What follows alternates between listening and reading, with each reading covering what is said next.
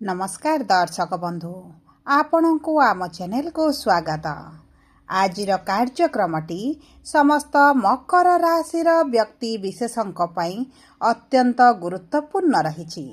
सेथिपाई निजर 10 मिनिट समय आपण निज पाई दियंतु एवं भविष्यत विषय रे जानतु। आपण को एही वीडियो माध्यम रे संपूर्ण मे मासटी केमिति रहिबो, कौन परिवर्तन आसिबो आपणक जीवन रे एवं ग्रह मानकर गोचर राशि परिवर्तन आपणक पई केमिति रहिबो, केउ क्षेत्र गुड़िकर अधिक आपण परिवर्तन देखिबे एवं आपणकर राशिटी मकर हेले मध्य आपणकर नक्षत्र अनुजाई शुभ प्रभाव पड़िबो ना अशुभ प्रभाव पड़िबो एही वीडियो माध्यम रे आपण को जणाइबी। एवं सबुठारु बड़ कथा हेउछि कौन रही प्रतिकार जहाँ आपणकर अशुभत्व को दूर करिबो, शुभाशुभ फल को वृद्धि करिबो। एही वीडियो माध्यम रे सेही सहज उपाय प्रतिकार गुड़िक आपण को जणाइबी। देखंतु एही मे मासरे 4टी प्रमुख शुभ ग्रह करुछंती राशि परिवर्तन। 11 मे रे मंगल गोचर करुछंती आपणकर चतुर्थ भाव को केंद्रर भाव को एवं केंद्र रे रही आपणक सुख सुविधा रे वृद्धि करिबे। 14 मे रे शुक्र गोचर करिबे आपणकर राशिर षष्ठ भाव को, जो भाव को एतेटा शुभ बोली मना जाए नहीं, रोग ऋण शत्रुर भाव बोली कुहा जाई थाए। 15 मे रे सूर्य एवं बुध एकत्र गोचर करिबे आपणकर त्रिकोणर भाव को एवं सेठारे बुधादित्य राजयोग बनाइबे, जो कारण आपणक जीवन रे हस खुशी फेरी आसिबो एवं आपणक भाग्य आपणक साथ देबा आरंभ करिबो। आपणक जीवन रे पुनर्बार सुख समृद्धि वृद्धि पाइबो एवं एही राजयोगटी आपणकर धन धान्य को वृद्धि करिबो। आपणक आर्थिक स्थिति रे हेबाकु जाउछि बड़ परिवर्तन, जहा द्वारा आपणकर किछि ना किछि अभिलाष निश्चित भाव रे पूरण हेबो एवं अनेक गुड़िए दिगरु आपण को लाभ प्राप्ति हेबा पाई जाउछि। तेबे आसंतु जानिबा एही मे मासरे आपणक नक्षत्र अनुजाई केउ क्षेत्र गुड़िकरे शुभ फल प्राप्ति हेबो एवं केउ क्षेत्र गुड़िकरे आपण टिके सतर्क रहिबे। किंतु भिडियोटी आरंभ करिबा पूर्वरु जदि आपणकर भी मकर राशि होइथाए एवं आपण भी ईश्वर को आंतरिक भक्ति एवं विश्वास करंती, तेबे भिडियोटी को लाइक करंतु। कमेंट बॉक्स रे जय जगन्नाथ जय मां लक्ष्मी अवश्य लिखि दियंतु। ता सहित आम सह जोगाजोग करिबा पई वीडियोर मध्य भाग रे एक व्हाट्सएप नंबर टी दिया जाइछि, जे नंबर साहाय्य रे आपण आम सह जोगाजोग करी निजर नूतन कुंडली प्रस्तुत करि परिबे, कुंडली विश्लेषण कराई परिबे किंबा आपणकर चाकरी, विवाह, व्यवसाय, प्रेम संपर्क, शिक्षा, स्वास्थ्य को नहीं किसी समस्या रही ताहार सहजरे एवं स्वल्प मूल्य रे समाधान करि परिबे। सेथिपाई आपण आम सह वीडियोर शेष पर्यंत जोड़ी होई रुहंतु एवं व्हाट्सएप नंबर माध्यम रे आम सह जोगाजोग करी खूब कम मूल्य रे आपणक समस्यार समाधान करंतु। एबे आसंतु कार्यक्रमटी को आग को बढ़ाइबा एवं जानिबा एही मे मासरे नक्षत्र अनुजाई केउ क्षेत्रटी प्रभावित हेबो। देखंतु मकर राशिर 3टी नक्षत्र रही थाए। उत्तराषाढ़ा मकर राशि बा 21/10, श्रवणा मकर राशि बा 22/10, धनिष्ठा मकर राशि बा 23/10 मकर राशि। तेबे सर्वप्रथम जानिबा उत्तराषाढ़ा मकर राशि बा 21/10 मकर राशि व्यक्ति विशेष मानकर नक्षत्राधिपति हेउचंती सूर्य बा एही व्यक्ति गुड़िक सूर्य महादशा बा सूर्य अंशरे जन्म ग्रहण करिथांती एवं सूर्य विराजमान करिछंती केंद्र भाव रे 15 मे रे आपणकर त्रिकोण भाव बा पंचम भाव को गोचर करिवे। जो व्यक्ति माने सरकारी चाकरी पई चेष्टा करूचंती आपण को उत्तम फल प्राप्ति हेबो। 15 मे पर जदि आपणकर जदि किछि इंटरव्यू एंट्रांस एग्जाम रहिछि तेबे आपण सेतिरे अत्यंत लाभदायक फल प्राप्ति करिवे।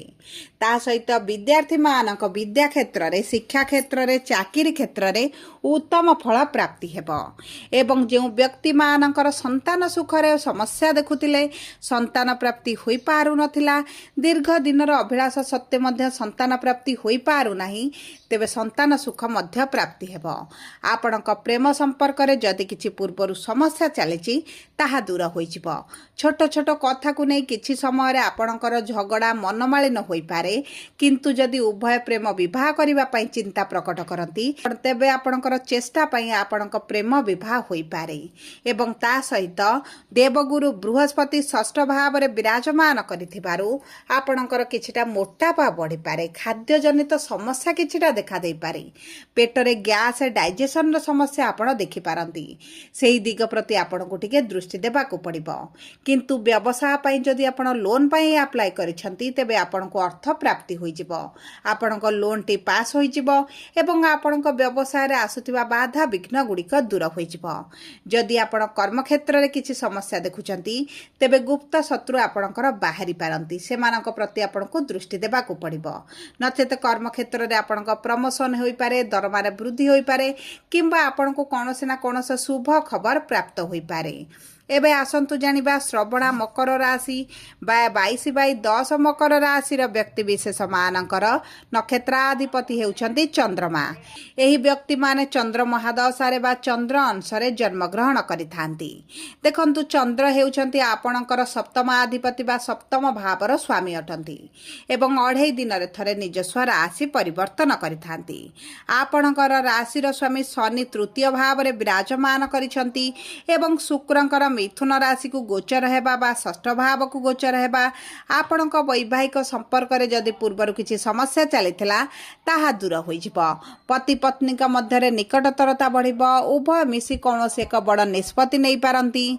एवं जदि आपणकर पूर्वरु विवाह रे किछि समस्या देखुतिले, विवाह होई पारु नथला, विवाह रे विलंब देखुतिले, तेबे आपणकर विवाह ठीक होई रहि पारे किंबा आपणकर विवाह मध्य होई पारे। ता सहित आपणको अचानक धन लाभ होई पारे, कोनोसी ना कोनोसी सूत्ररु आपणको अर्थ प्राप्ति हेबो। आपणकर जो अर्थर समस्याटी रहिछि, आपणको आय अपेक्षा व्ययटी अधिक रहुछि, ताहा धीरे धीरे कमिबा आरंभ होई जिवो।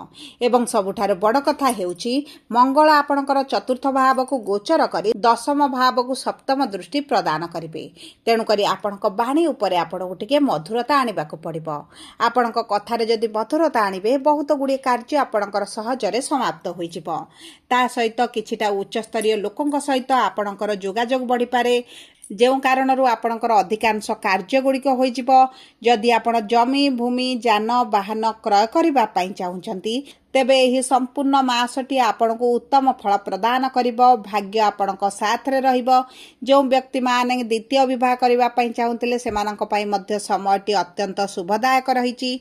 एवं सबुठार बड़ कथा हेउछि आपणकर जदि पुराना स्वास्थ्य समस्या रहिछि सेतिरे धीरे धीरे आपण उन्नति देखिबे। आपणकर स्वास्थ्य रु धीरे धीरे उपशम अनुभव करिबे एवं देखंतु आपणकर रोग प्रतिरोधक शक्ति रे वृद्धि घटिबो। एबे आसंतु जानिबा धनिष्ठा मकर राशि बा 23/10 मकर राशि व्यक्ति विशेष मानकर नक्षत्राधिपति हेउछंती मंगल एवं मंगल दशारे बा मंगल अंशरे एही व्यक्ति माने जन्म ग्रहण करिथांती। मंगल तृतीय भाव रे शनिक सहित रही जे विस्फोरक जोग बनाउथिले ताहा 11 मे रे समाप्त हेबा पाई जाउछि। जो कारणरू आपणकर मातांक सहित संपर्क बुद्धि हेबो। जदि पैतृक संपत्ति को नै किछि समस्या चलिछि ताहा आपणकर तुटी जिवो एवं आपणकर जदि किछि कोर्ट कचेरी केस चलिछि तेबे सेही परिस्थिति रु मध्य आपण बाहर को आसीबे। आपणकर आर्थिक क्षेत्र रे मजबूती देखा जिवो। जदि आपण कर्मर संधान रे रहिचंती कर्म आपण को प्राप्त होई जिवो। व्यवसायी मानकर जो आशा अनुरूपक फल प्राप्ति हेउ नथिला आपणक फल प्राप्ति होई जिवो। किछि किछि दीर्घ दिन अभिलाष पूरण होई जिवो। देखंतु एकादश भावर स्वामी जेहेतु मंगल अटंती, एकादश भाव हेउची प्रॉफिट रो भाव, मनस्कामनार भाव। आपणकर किछि ना किछि मनस्कामना पूरण हेबा सहित आपणकर लाभ बढ़ी जिवो, रोजगार बढ़ी जिवो। आपणकर आर्थिक क्षेत्र रे जो समस्या रहिछि, जो ऋण करज लोन बढ़ी जाइछि ताहा आपणकर कमी जिवो। अधिकांश ऋण करज सुझिबा पई आपण सक्षम हेबे। एही समय मध्यरे आपणकर जदि संतान को नै चिंता वृद्धि घटिछि तेबे सेही चिंता आपणकर दूर होई जिवो। संतानक शिक्षा को, भाग्य को, भविष्यत को नै जे चिंता करूछंती ताहा आपणकर दूर होई जिवो। कारण सेमानक भाग्य सेमानकर साथ देबो। उच्च कोटिर सफलता सेमानक प्राप्त हेबो एवं आपणक पितांक सहित जदि किछि समस्या चलिथिला ताहा दूर होई जिवो। सबु परे अशुभक्तको दूर करी शुभाशुभ फल वृद्धि करने आपण प्रतिदिन प्रातः समय सूर्य को जल अर्पण करंतु। प्रतिदिन हनुमान चालीसा पाठ करने सहित शनि मंदिर रे शनिवार दिन आपण सोरिष तेल रे दीपटीए जलांतु। गरीब लोक मानकु कला रंगर जिनिस किछिटा दान करंतु किंबा जदि सोरिष तेल दान करंती मध्य आपण को उत्तम फल प्राप्ति हेबो।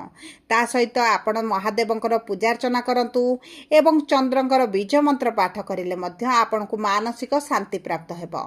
जदि आपणकर आर्थिक समस्या रही तेबे श्री सूक्तम पाठ करंतु किंबा आपण लक्ष्मीकर 10 नाम पाठ करंतु आपणक पई अत्यंत शुभदायक रहिबो। जदि आपणकर मकर राशि होइथाय वीडियोटी किभଳି लागला कमेंट बॉक्स रे लिखि जणांतु। प्रथम थर आम चैनल को आसीचंती चैनल टी को सब्सक्राइब करंतु।